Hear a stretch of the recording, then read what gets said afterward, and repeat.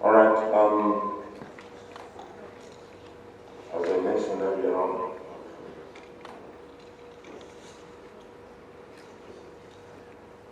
the nomination process involves many phases.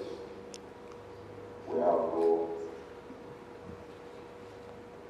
verify the documentation presented by the aspirant, and we find that he has subscribed the requirements. I, Justice Kyambogo Simon, being the returning officer for the nomination of presidential candidates, declare that Kyagulanyi Ssentamu Robert, the duly nominated candidate in respect of the presidential elections 2021, we have fulfilled the nomination requirements under the Presidential Elections Act 2005 as amended.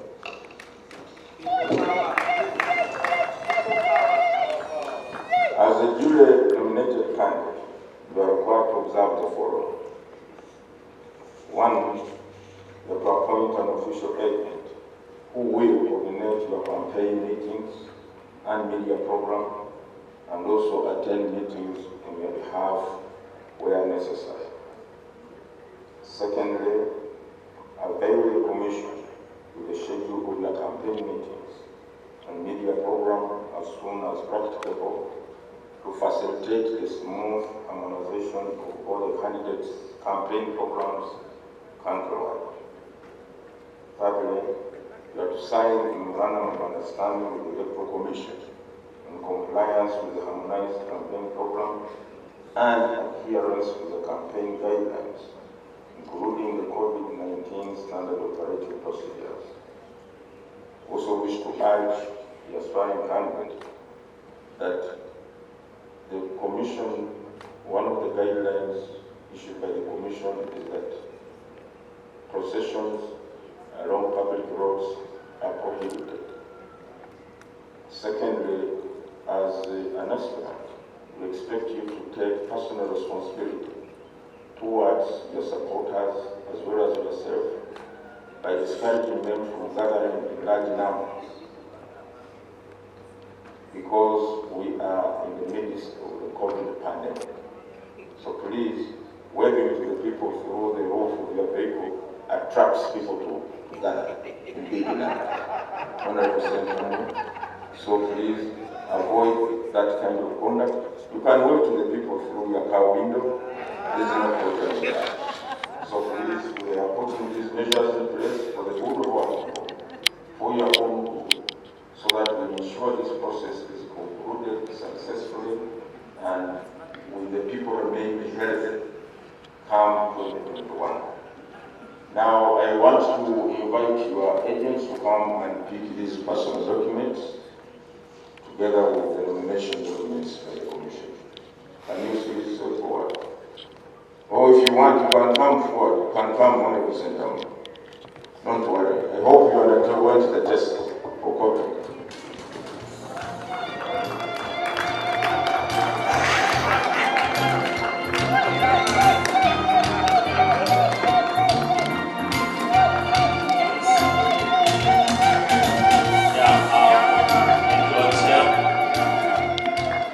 Now, the next activity, as I said, you are running out of time because you came late.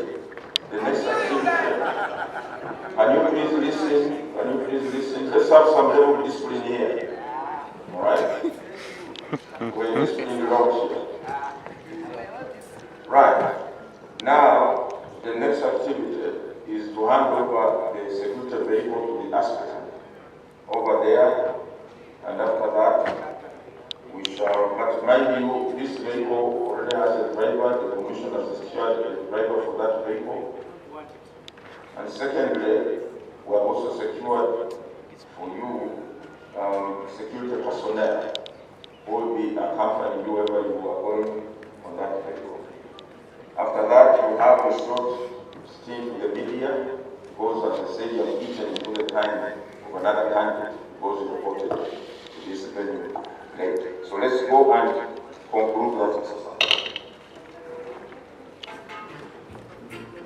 and everywhere else in the world. I bring you revolutionary greetings wherever you are, and I thank you for the massive support that you have given to us for these past 3 years, which have been years full of challenges. I take this opportunity to also announce that what we are witnessing right now is the launch of a very critical phase in our struggle to liberate ourselves from a dictatorship which has crippled our country for almost 4 decades.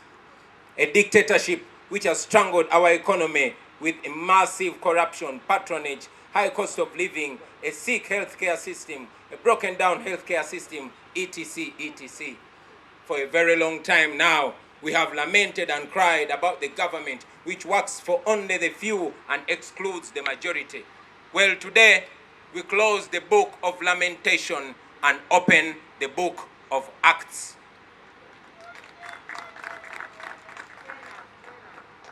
It is time for action, action that will put an end to the injustices, the oppression, and the impunity in our beautiful country, Uganda.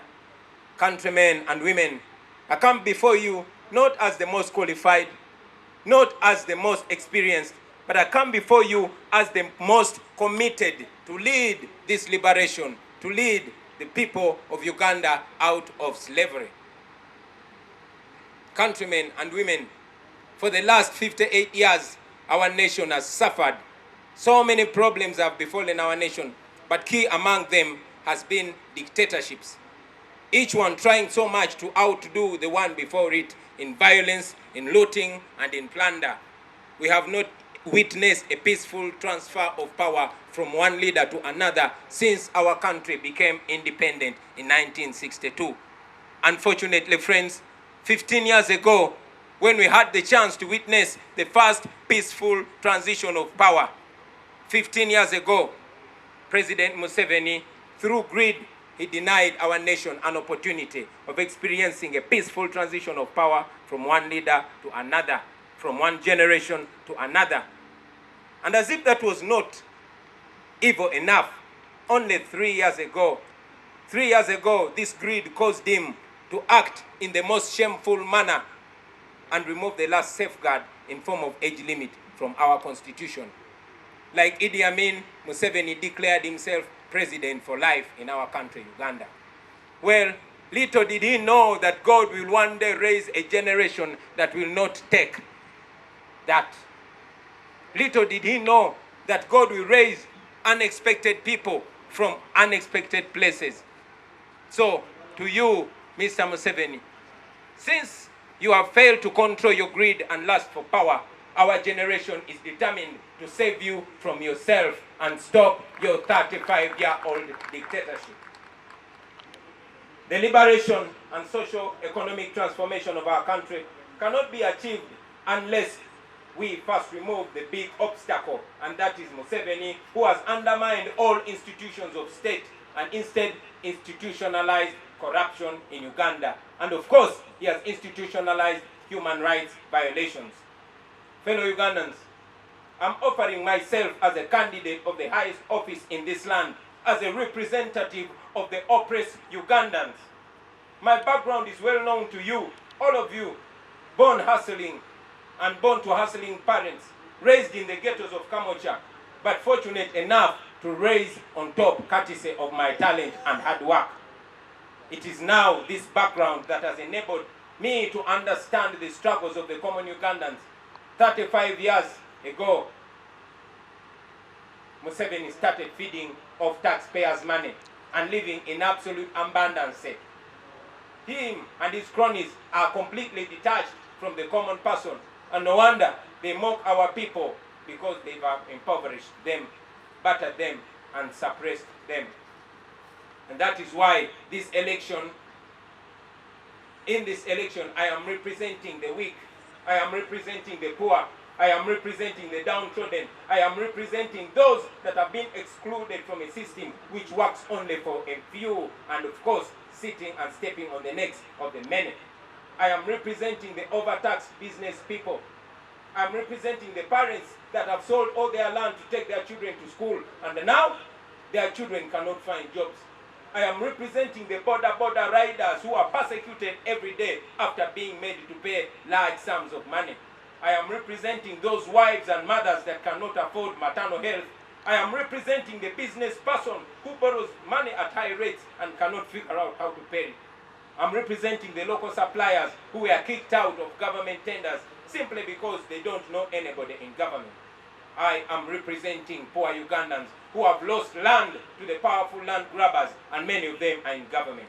Yes, those who cannot get justice because justice under Museveni is for sale.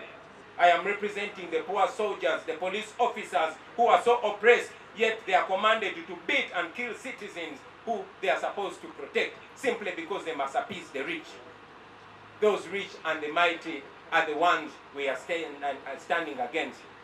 In this election, gentlemen and ladies, I am representing the hard-working people of Usoga that have been deliberately kept poor by the NRM regime. I am representing the great people of Acholi, whose land is being stolen in broad daylight by the regime and its cooperatives. I am representing the people of Lango, who have been deliberately marginalized and disempowered for the past 3 decades. They have been deliberately marginalized and squeezed. I am representing the impoverished people of Karamoja who are kept under the barrel of the gun while their gold, their copper, their cobalt and iron ores are stolen away by the rich and mighty. I am representing the people of Unyoro who live and grow cheap crops on the oil that is theirs. Yes, their oil has been kept in the dark because they are looked at as they don't have a right to know what is happening in their land.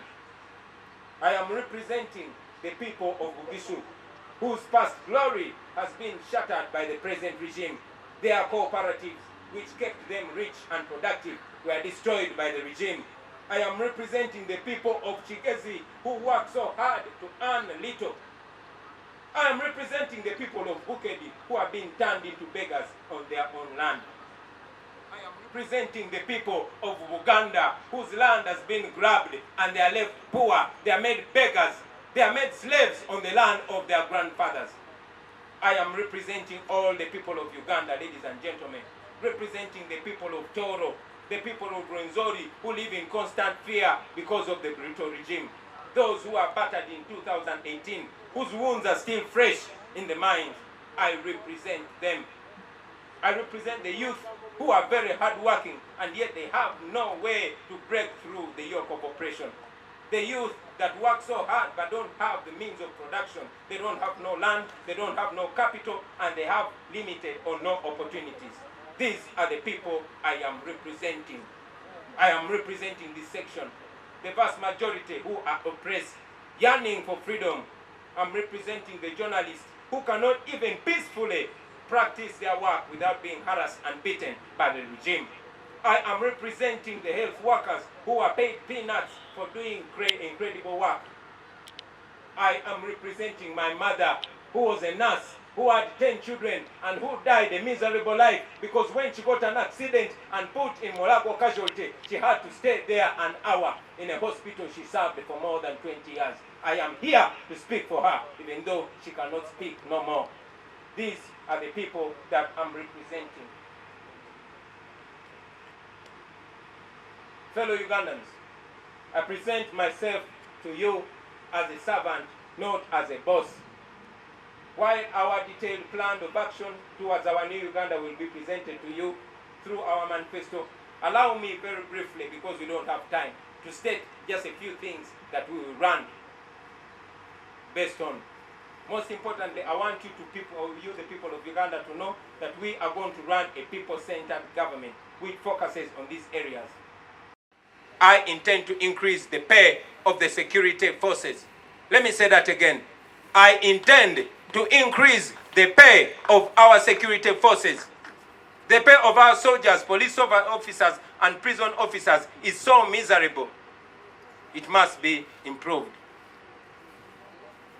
If I become president, we'll have the privilege to know what the classified budget really does. Such a huge amount of money will be used to improve the pay of our security forces so that they can live a better life. When I'm president, the lowest paid soldier or police officer will be earning 1 million shillings. Let me say it again. When I am president, the lowest earning police officer or soldier or prison officer will be earning 1 million shillings. I will improve their housing and health care. Low-ranking and middle-ranking officers must be entitled to free quality health care as the high-ranking officers. Our government will find opportunities for the spouses of the soldiers and police officers to ensure that they are each contributing to the livelihood of their families. I also intend to streamline the promotion criteria in the armed forces and of course in the police, which will be based on merit and not technical know-how. Never again will soldiers be forced to join the police. I say this again. Never again will soldiers be forced to become police officers like we see today, because they had the option of joining the police, but they decided to join the army. In our plan, the better option is not to recruit from the police, from the army to the police, but instead to improve and empower the police so that they can become better and operate better. The children of the soldiers and the police officers will be entitled to free education up to university. There is no greater sacrifice, ladies and gentlemen, than serving in uniform, and it will be our deliberate plan to ensure that our men and women in uniform live in dignity. I firmly believe that if we do this, I strongly believe that if we do this, then our armed men and women in uniform will have respect for the citizens. In a new Uganda, there will be mutual love and respect between those in uniform and the ordinary citizen of Uganda. When I become president, we shall introduce a contract arrangement for the security officers. In other countries, one can serve in the military, and after some time, they resign when they are still young, and of course they resign with a better retirement package.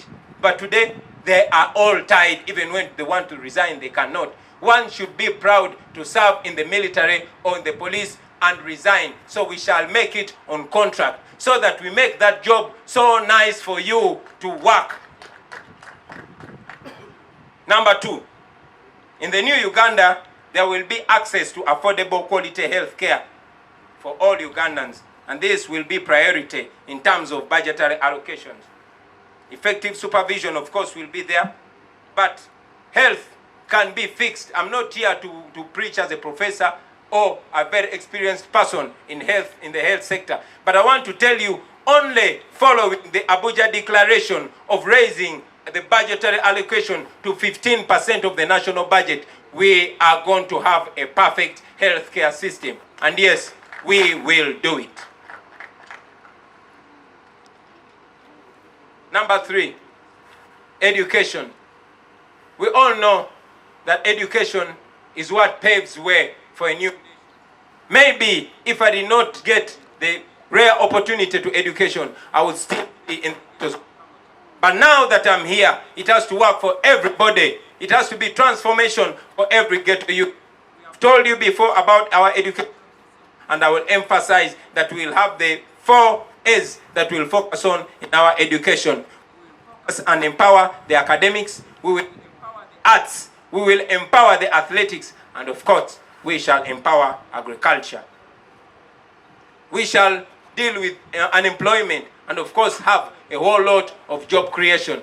I might not have time to elucidate on that, but I can guarantee you that by 2025, we will have created 5 million jobs. And I signed because I will be president. Number 5, agriculture. Well, agriculture remains the backbone of our economy. And even if it is being disrespected and given no attention, our government intends to zone this country and ensure that each zone has a cash crop and a food crop. Friends, this is not rocket science. It is not going to begin with my presidency. It has been done before. It is a question of waking it up. When I was growing up, every region of this country had a cash crop and a food crop. We don't have that anymore. Why? Because the regime has different priorities, among which, or number 1 of which, is retaining power. But when I'm president, You are going to see that with your own eyes. And yes, we shall ensure access to proper input and promote good agricultural practices and of course value addition. We shall revamp coffee production, because when I was growing up, coffee production is what put us on the world map. I can guarantee you that our government will ensure that by 2025, Uganda exports 50 million bags of coffee. 50 million. And I sign because I will be president.